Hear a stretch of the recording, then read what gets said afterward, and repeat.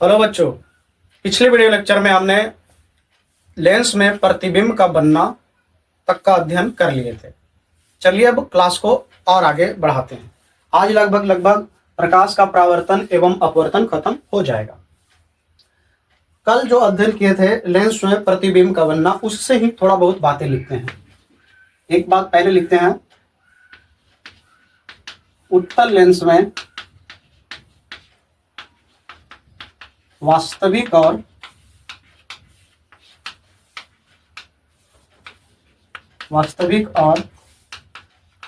काल्पनिक दोनों प्रकार के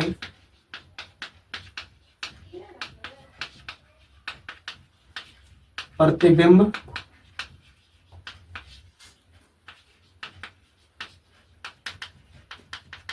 ठीक है। उत्तल लेंस में वास्तविक और काल्पनिक दोनों प्रकार के प्रतिबिंब बनते हैं। एक पॉइंट और क्या लिख सकते हैं, अवतल लेंस में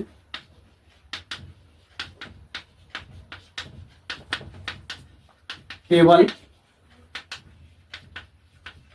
काल्पनिक, जिसे हम सब आभासी भी बोलते हैं,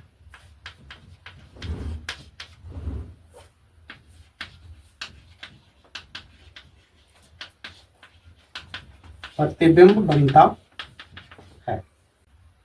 ठीक है, तो ये दो पॉइंट आप नोट कीजिए।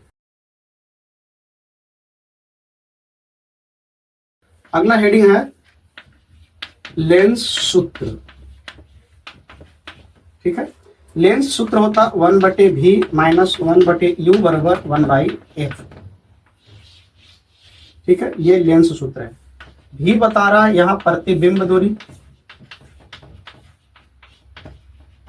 दूरी, u बता रहा है वस्तु दूरी, और f बता रहा है फोकस दूरी। ठीक, लेंस सूत्र ऐसे सिद्ध भी किया जाता है, तो वो हम अभी नहीं करेंगे क्योंकि उसमें आएगा समरूप त्रिभुज। ठीक है, तो जब गणित में समरूप त्रिभुज आप पढ़ लेंगे, उसके बाद लेंस सूत्र आसानी से सिद्ध करना जान जाएंगे। अभी लेंस सूत्र सिद्ध करके बताने से कोई मतलब नहीं बनता।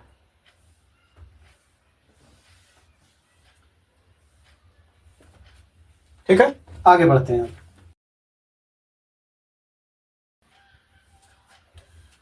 अगला हेडिंग है लेंस में आवर्धन। लेंस में आवर्धन, ठीक है, वही वाला सूत्र लिखेंगे या वही वाली परिभाषा जो हमने दर्पण में पढ़ा था। लेंस में प्रतिबिंब की ऊंचाई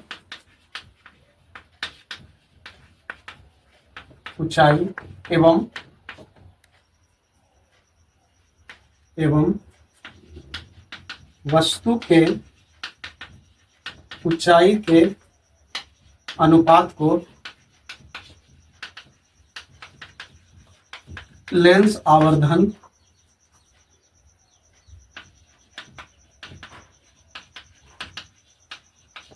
कहते हैं। इसका कोई मात्रक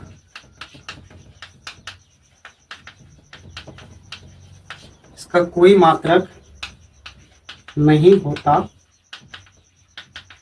है। ठीक है, तो लिखते हैं आवर्धन बराबर प्रतिबिंब की ऊंचाई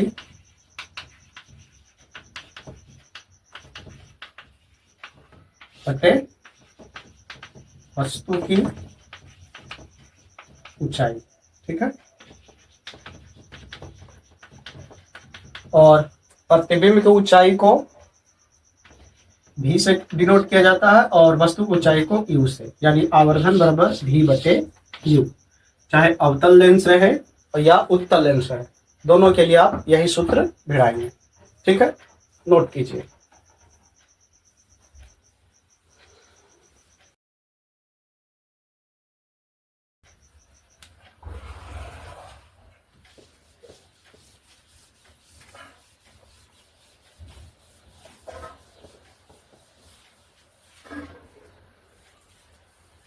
अगला हेडिंग है लेंस की क्षमता। लेंस की क्षमता। ठीक है, लेंस की क्षमता को लिखवाने से पहले हम आपको दो चित्र दिखाते हैं।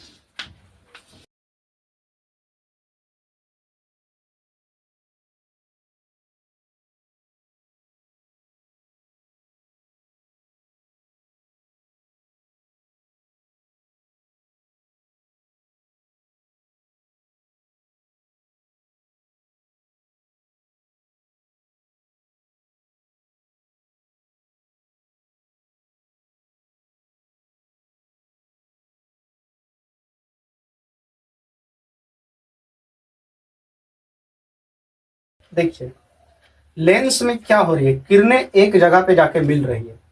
ठीक है, इस लेंस में यानी उत्तल लेंस में, इस उत्तल लेंस में किरणें एक जगह जाकर मिल रही है। वही अवतल लेंस में, ठीक है, अवतल लेंस में किरणें फैल रही है और किरणों का फैलना कहलाता है अपसारी। ठीक है, तो इसे अपसारी लेंस भी नाम है, इसका भी आप ध्यान रखिएगा। तो ये देख रहा है किरणें एक जगह पे मिल रही है, किरणें को एक जगह मिलना कहलाता है अभिसारी। अभिसारी, तो इसे बोला जाएगा अभिसारी लेंस। ठीक है, तो लेंस की क्षमता में इस बात का ध्यान देंगे, क्योंकि अभी जो लेंस की क्षमता का परिभाषा लिखा जाएगा वो इससे मिलता जुलता है। ठीक है, तो चलिए लेंस का परिभाषा लिखते हैं।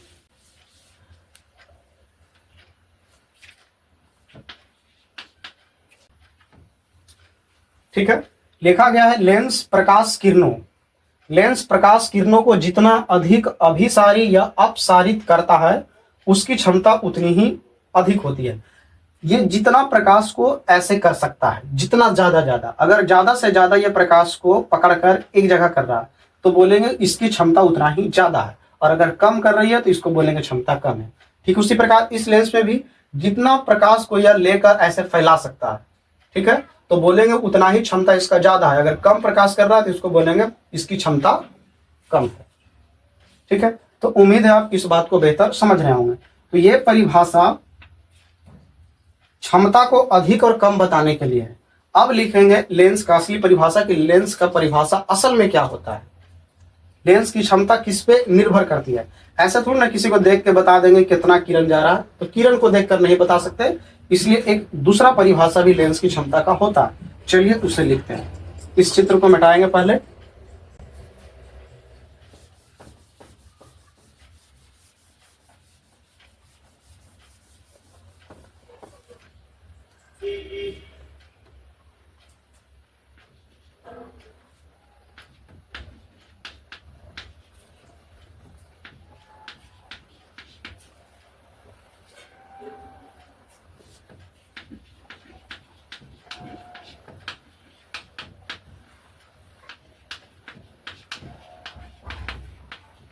ठीक है, इस लेंस की क्षमता उसकी फोकस, ठीक है, उसकी फोकस दूरी के व्युत्क्रमानुपाती होती है, जबकि फोकस दूरी मीटर में मापी जाती है। बोला गया है कि लेंस की क्षमता, और लेंस की क्षमता को डिनोट करेंगे पी से। फिलहाल लिख देते हैं शब्दों में, लेंस की क्षमता बराबर 1/, व्युत्क्रम के मतलब 1/, होता है 1/, फोकस दूरी, और फोकस दूरी किस में होना चाहिए, मीटर में। ठीक है, तो इसी को बोला जाता है लेंस की क्षमता। ठीक है, तो लेंस की क्षमता को डिनोट करते हैं पी से, 1/, फोकस दूरी को एफ से, और एफ किस में होना चाहिए, मीटर में। ठीक है, अगर इसकी मात्रक की बात करें, मात्रक ये हो जाएगा मीटर इनवर्स, क्योंकि मीटर अगर यहाँ मीटर है ऐसे, अगर 1/2 अगर इसको लिखना ऊपर करके तो यहाँ कुछ नहीं तो पावर 1 है, तो ये हो जाएगा -1। यही कारण है कि इसको पढ़ते हैं मीटर इनवर्स। ठीक है, इस मीटर इनवर्स को बोला जाता है डायोप्टर। तो ध्यान रखिएगा, लेंस की क्षमता का मात्रक डायोप्टर होता है। ठीक है, तो ये रहा लेंस की क्षमता। बात करें अवतल लेंस की क्षमता कैसी होती है। अवतल लेंस की क्षमता, ठीक है, ध्यान दीजिए, अवतल लेंस में फोकस दूरी होती है ऋणात्मक। ठीक है, अवतल लेंस में फोकस दूरी होती है ऋणात्मक, तो इसलिए इसकी क्षमता भी क्या हो जाएगी, ऋणात्मक। ठीक है, वही अगर बात करें उत्तल लेंस की क्षमता, उत्तल लेंस की क्षमता, और उत्तल लेंस की फोकस दूरी होती है धनात्मक, तो इसकी क्षमता भी हो जाएगी धनात्मक। ठीक है, तो लेंस की क्षमता मुख्य रूप से फोकस दूरी पर निर्भर करती है। ठीक है, अब यहां पे ध्यान से देखिए, फोकस दूरी बढ़ेगा तो लेंस की क्षमता घटेगा, ध्यान रखिएगा। फोकस दूरी अगर बढ़ेगा तो लेंस की क्षमता घटेगा, और फोकस दूरी अगर घटेगा तो लेंस की क्षमता बढ़ेगा। ध्यान रखिएगा इस बात का, ये बट्टा का मतलब यही होता है, अगर लेंस की क्षमता बढ़ा है एक, इसका मतलब है कि फोकस दूरी कम है, और अगर फोकस दूरी बढ़ा है इसका मतलब लेंस की क्षमता कम है। ठीक है, तो उम्मीद है आप लेंस की क्षमता को बेहतर समझ गए। जैसे आप अगर पूछे कि एक लेंस की फोकस दूरी 12 मीटर है और एक लेंस की फोकस दूरी 5 मीटर है, आपसे पूछेगा किसमें पी ज्यादा है। ठीक है, तो जिसमें फोकस दूरी कम उसमें पावर ज्यादा होगा। ठीक है, तो लेंस की क्षमता इसमें ज्यादा होगा, 5 मीटर वाला में इसमें कम होगा। मतलब जिसका फोकस दूरी जितना कम उतना ही क्षमता ज्यादा, और फोकस दूरी ज्यादा तो लेंस की क्षमता कम। ठीक है, इसे नोट कीजिए।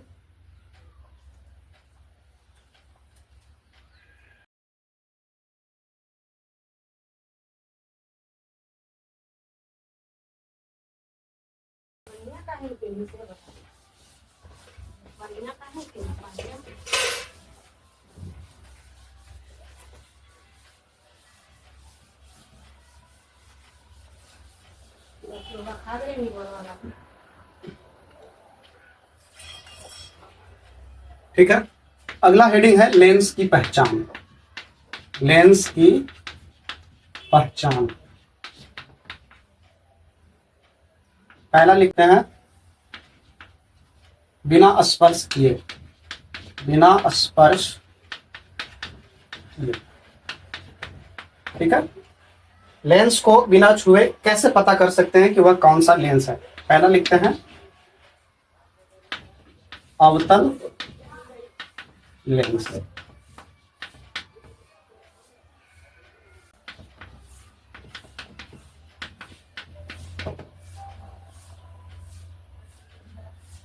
ठीक है, अवतल लेंस शॉर्टकट में ध्यान रखिएगा छोटा। ठीक है, कैसे छोटा बोले हैं अभी आपको समझ में आए। जैसे मान लिया जाए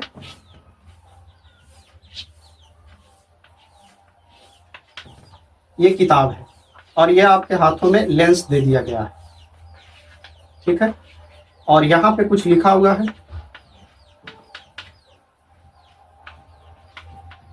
ठीक है, और आप क्या कीजिए, इस लेंस को पहले रखिए इस पर, और लेंस को रख कर ऊपर धीरे धीरे उठाइए। अगर धीरे धीरे उठाने से अक्षर आपको अगर छोटा दिख रहा इसका मतलब है कि वह अवतल लेंस है। ठीक है,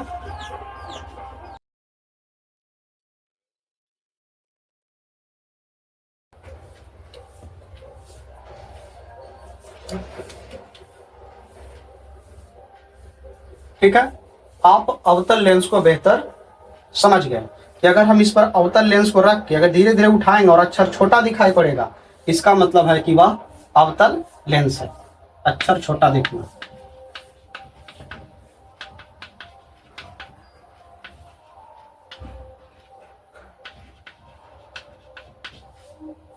ठीक है, क्या परिभाषा लिख सकते हैं इसका बनाकर, चलिए परिभाषा लिख देते हैं।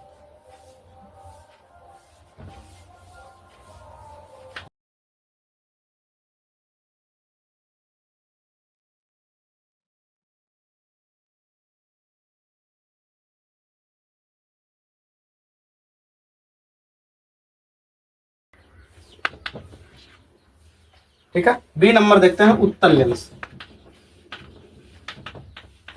ठीक है, शॉर्टकट में ध्यान रखिएगा बड़ा। सेम परिभाषा किसी पुस्तक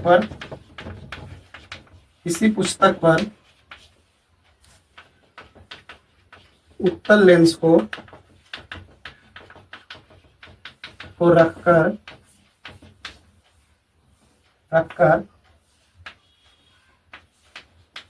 ऊपर उठाने पर ऊपर उठाने पर अगर अक्षर बड़ा दिखाई दे,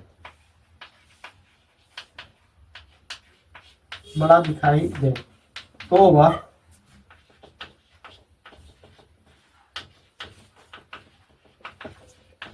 उत्तल लेंस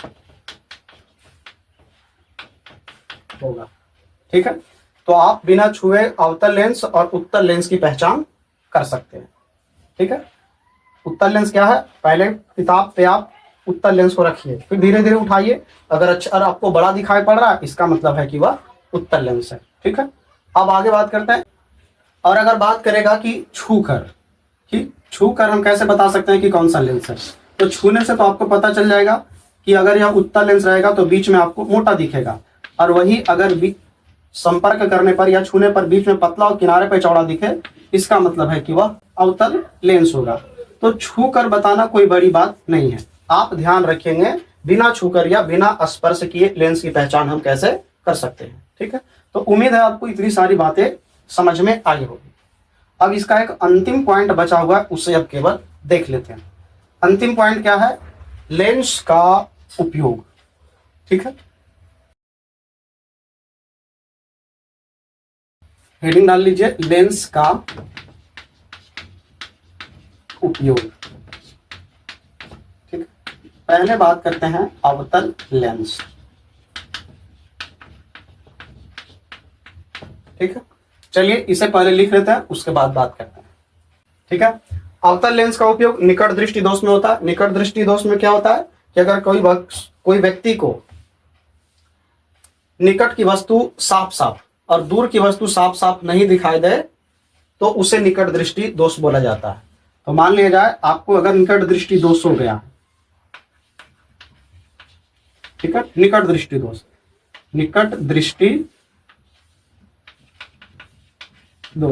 तो आपको निकट की वस्तु साफ दिखाई पड़ेगी, ठीक है, लेकिन दूर की वस्तु साफ दिखाई नहीं पड़ेगी। तो समझ लीजिएगा आपको हो गया है निकट दृष्टि दोष। तो निकट दृष्टि दोष के लिए जो चश्मा दिया जाएगा वो होता है अवतल लेंस। ठीक, और गैलीलियो ने जो दूरदर्शी बनाया था दूर की वस्तुओं को देखने के लिए, उसमें भी उन्होंने अवतल लेंस का प्रयोग किया था। ठीक है, ऐसे दूरदर्शी में जो अब लेंस का प्रयोग होता है वह उत्तल लेंस का होता है, लेकिन गैलीलियो ने अवतल लेंस लगाया था। बी नंबर देखते हैं, उत्तल लेंस।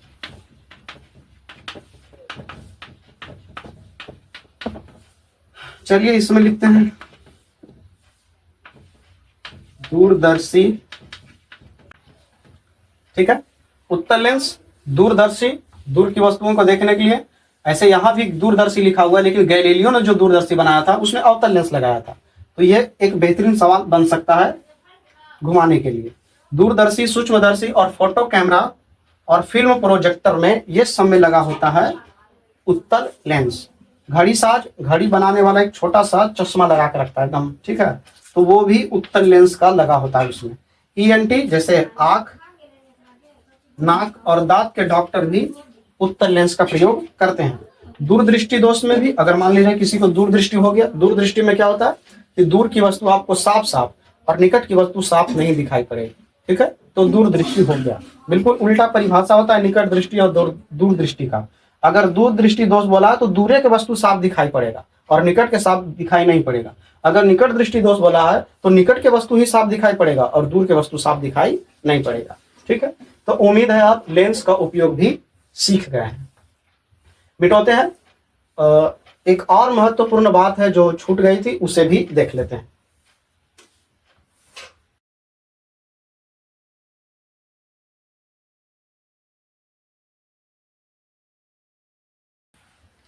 महत्वपूर्ण बातें, पहला, ठीक है, यदि लेंस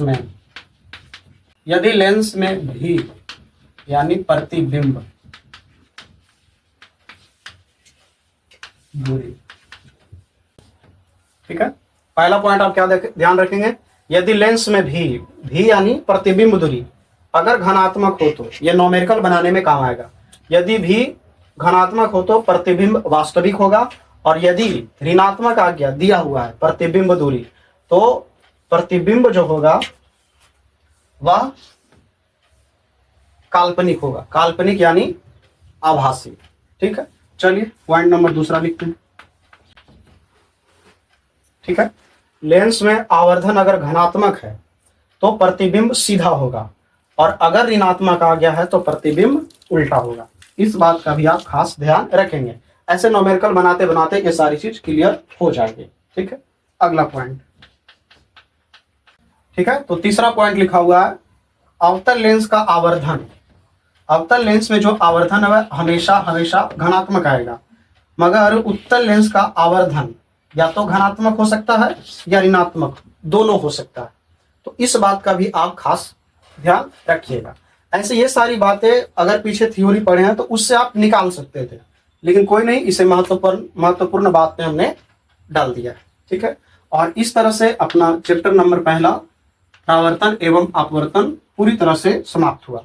अब इससे संबंधित आप कोई भी प्रश्न बना सकते हैं किसी भी किताब का। ठीक है, अगर आप नहीं बना पा रहे हैं इसका मतलब है कि आप चीजों को ठीक ठीक नहीं पढ़ रहे हैं या प्रैक्टिस नहीं कर रहे हैं। अगले वीडियो लेक्चर में हम इसका ऑब्जेक्टिव प्रश्न आपको दिखाएंगे कि किस तरह से प्रश्न पूछा जा सकता है, लो लेवल के भी और हाई लेवल के भी। ठीक है, तो आज का वीडियो लेक्चर यहीं तक रखते हैं, मिलते हैं अगले वीडियो लेक्चर में, तब तक के लिए जय हिंद।